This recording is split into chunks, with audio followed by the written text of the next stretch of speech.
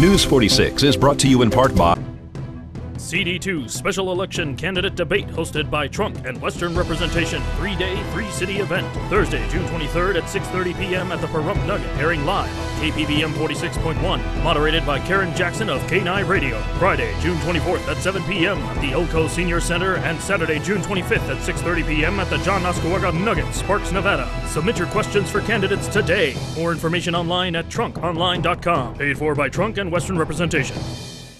Correct, and what it was is that we had an alert from OnStar that they were tracking a vehicle. At that time, Nye County Sheriff's Office responded to the location, were able to corner the vehicle, at which time the suspect bailed and went into the mesquite he bailed on Jackie and Jean, and he went into the mesquite between Jean, Homestead, and Mance. At that time, other units from Nye County Sheriff's Office responded and started doing a perimeter.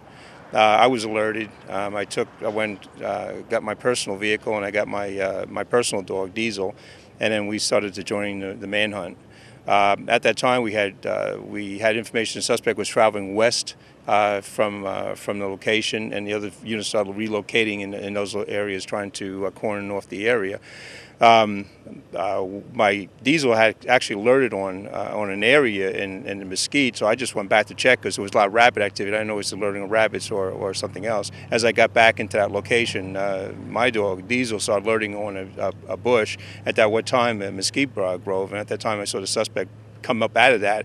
He started heading towards Homestead. I got it on my phone and notified dispatch that we actually had a suspect, and we actually had a description of suspect at that time because it was very vague.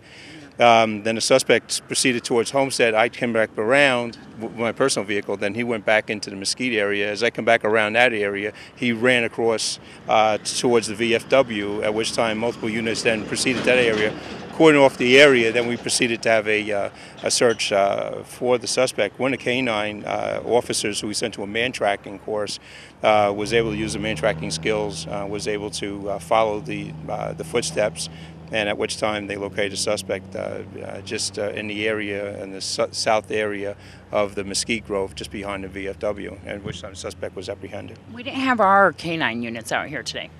No, the K9 units, they were responding from the house, and it's kind of difficult in the heat, but I was able to have my dog, and my dog has trained to a certain level. I didn't bring him with the K9 training, but he's a protection dog, and he's also a dog that is trained in tracking. So I put him in the vehicle, and he did his job. He alerted on an area. I came back around and checked, and sure enough, he was actually on the east side of the mesquite grove, and so we were able to corner off the alert, and everybody did the job. Fantastic job by all.